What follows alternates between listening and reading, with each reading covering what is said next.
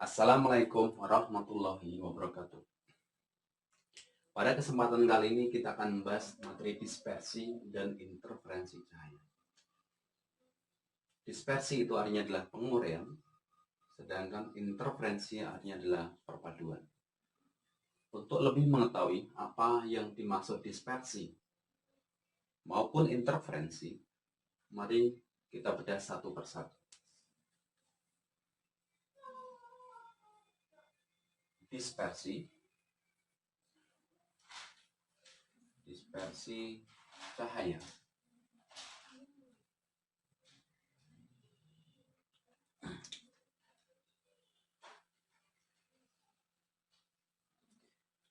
Yang namanya dispersi cahaya, dispersi itu didefinisikan yaitu penguraian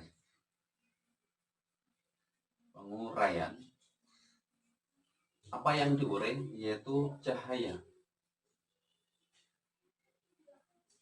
polikromatis. Poli itu banyak, krom itu warna.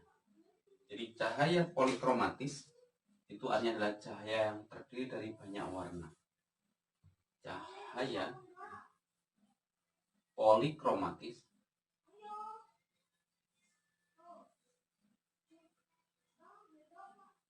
menjadi cahaya monokromatis.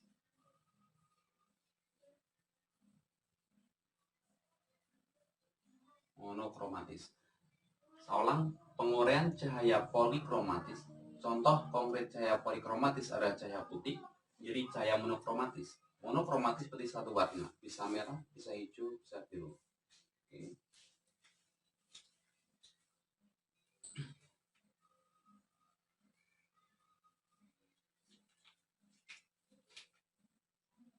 Jadi contoh dari cahaya polikromatis tadi adalah cahaya putih.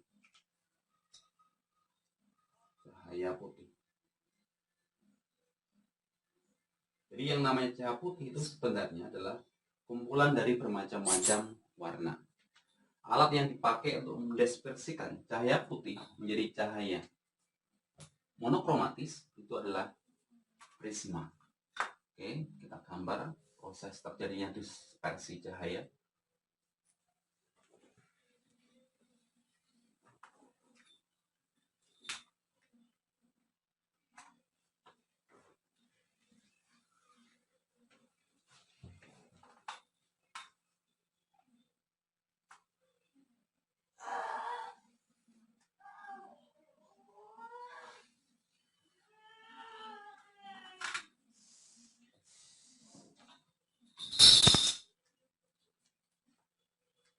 Oke, kita punya sebuah prisma. Prisma ini punya sudut puncak atau sudut pembias yang ada di sini, yang sering disebutkan dengan simbolnya adalah beta. Andaikan ada sebuah cahaya polikromatis, yang kita tembakkan menuju prisma. Ini adalah perpanjangan cahaya polikromatis yang menuju ke prisma. Maka cahaya polikromatis ini akan diurai menjadi cahaya yang monokromatis.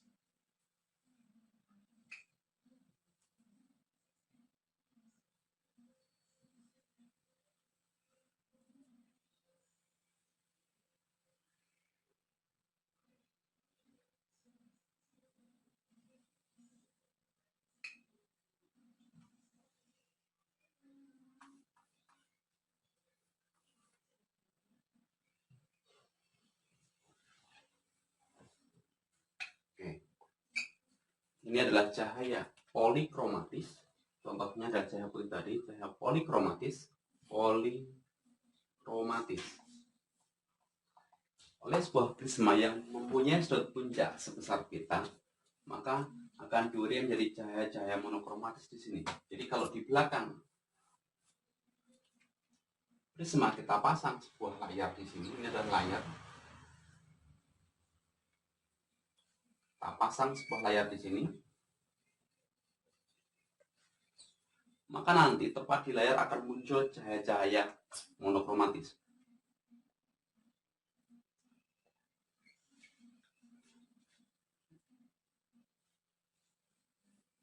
Oke, di sini ada banyak warna dan yang paling atas adalah cahaya merah. Nanti diberi cahaya jingga, kuning, hijau, biru, dan ungu. Jadi yang paling jauh didispersikan adalah ungu, yang paling dekat didispersikan adalah merah. Jadi Megiku Hibinium. Merah, jingga, kuning, hijau, biru, ungu. Yang paling kuat mengalami dispersi adalah yang ungu. Oke. Kemudian sudut yang dibentuk oleh perpanjangan sinar yang menuju prisma ini dengan sinar hasil dispersi ini, inilah yang namanya sudut dispersi. Karena ada sinar merah, maka ini dinamakan deviasi untuk sinar merah. Kemudian ini kalau kita lanjutkan ada deviasi untuk jingga, deviasi untuk kuning, deviasi untuk biru, dan deviasi untuk ungu. Kemudian kalau kita tarik ke sini sampai ke sinar ungu, maka ini adalah deviasi yang dimiliki oleh sinar ungu. Ini di ungunya. Deviasi sinar ungu. Dan kalau kita tarik dari merah menuju ungu ini sering dinamakan dengan sudut dispersi atau sudut penguraian. Simbolnya adalah C seperti ini. Jadi semakin ke bawah, sudut deviasi atau penyimpangannya akan semakin besar. Merah mempunyai deviasi paling kecil, ungu mempunyai deviasi paling besar. Kalau kita urutkan dari merah sampai ke ungu, maka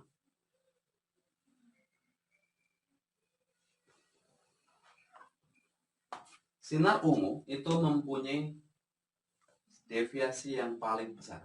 Sehingga boleh kita tuliskan semakin ke arah bawah, maka deviasinya itu menuju nilai yang semakin membesar. Coba bayangkan antara merah, jingga, kuning, hijau, biru, dan ungu. Kalau ada sebuah cahaya atau sebuah nyala api yang merah sama biru, nyala api merah dan biru itu jelas panas yang biru, sehingga otomatis sinar biru itu mempunyai energi yang paling besar dibanding sinar yang merah. Sehingga semakin ke bawah energinya pun juga semakin besar. Yang namanya energi itu sebanding dengan frekuensinya. Otomatis semakin ke bawah, semakin menuju ungu, frekuensinya juga semakin membesar. Tetapi ingat, panjang gelombang itu kan makin mengecil, maka lambdanya makin mengecil. Dari merah sampai ke ungu, merah menuju ungu, maka deviasinya membesar, energinya membesar, frekuensinya membesar, dan panjang gelombangnya adalah mengecil. Jadi panjang gelombang terkecil adalah sinar ungu.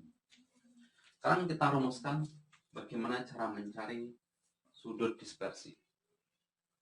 Yang namanya deviasi sinar ungu, kemudian DU, itu nilainya adalah indeks bias sinar ungu berapa dikurangi dengan 1 kalikan dengan sudut puncak atau sudut pembias prisma.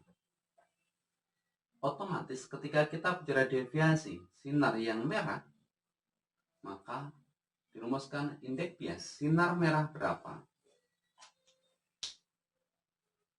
minus 1 kalikan dengan sudut puncak atau sudut pembias prisma. Inilah cara mencari besarnya sudut deviasi. Kemudian yang namanya sudut dispersi itu simbolnya adalah seperti ini. Nilainya adalah sama dengan D ungu kurangi dengan D merah. D ungu kan N ungu kurangi 1 kali beta. Deviasi merah adalah indeks bias merah kurangi 1 kali dengan beta.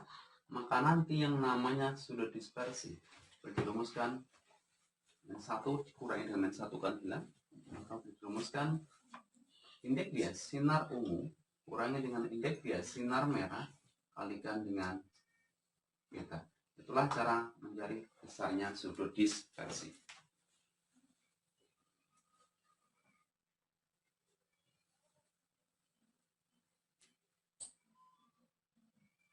Oke, kita lihat sekarang di sini.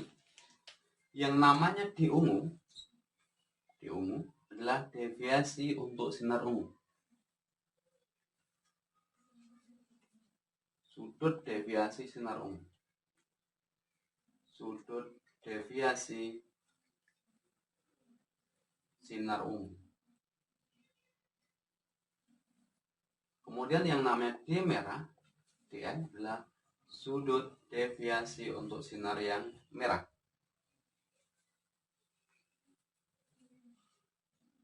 Kemudian kalau saya tuliskan N ungu, artinya adalah indeks bias sinar ungu. Indeks bias sinar ungu.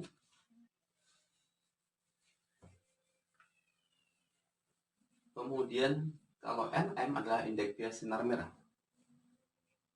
Beta adalah sudut puncak atau sudut pembias prisma. Sudut puncak atau sudut pembias prisma.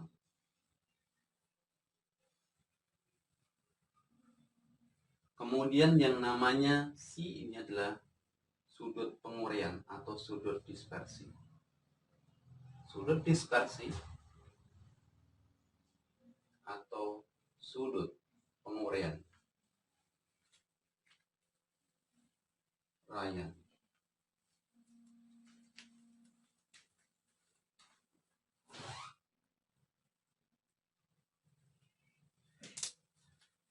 Oke, kita ulangi sekali lagi. Ketika terjadi proses dispersi, maka tidak selamanya sinar ungu itu muncul di layar. Tergantung intensitas sinar yang kita dispersikan. Kalau cahaya yang kita dispersikan itu kuat, maka ada sebuah kemungkinan sinar ungu tampak di layar. Namun apabila intensitas sinar yang kita dispersikan itu lemah, jadi kalau cahaya yang kita dispersikan ini lemah intensitasnya, maka kemungkinan hanya muncullah sampai ke ungu, jadi merah jika kuning,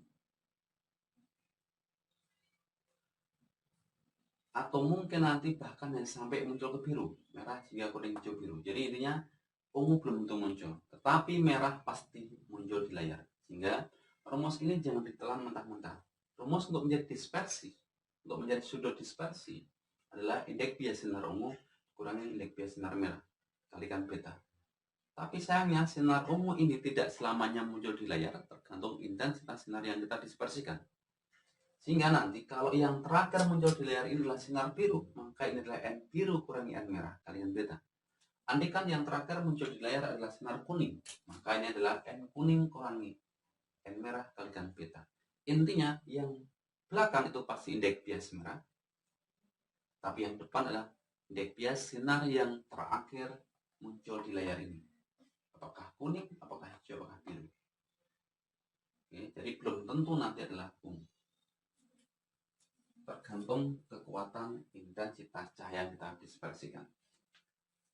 Oke, untuk lebih memahami tentang kasus dispersi cahaya pada prisma, mari kita lihat contoh soal berikut ini. Sebuah prisma kaca Flinta mempunyai sudut puncak 10 derajat. Ingat sudut puncak tadi simbolnya adalah beta, 10 derajat.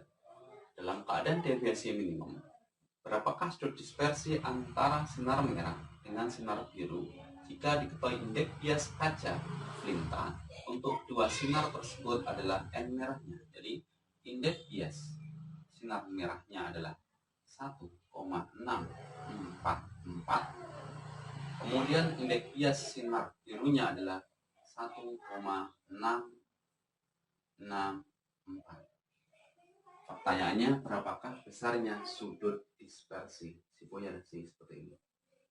Ini nilainya berapa? Oke, kita selesaikan di sini.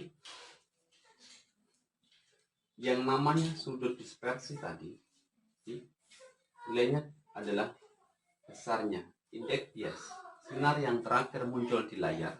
Dalam hal inilah sinar biru, maka N biru dikurangi dengan indeks bias sinar merah kalikan dengan beta. Masukkan datanya. N biru adalah 1,664 dikurangi N merah adalah 1,644. Ini kita kalikan dengan sudut puncaknya adalah 10 derajat. 1,664 dikurangi 1,644 ini adalah 0,02.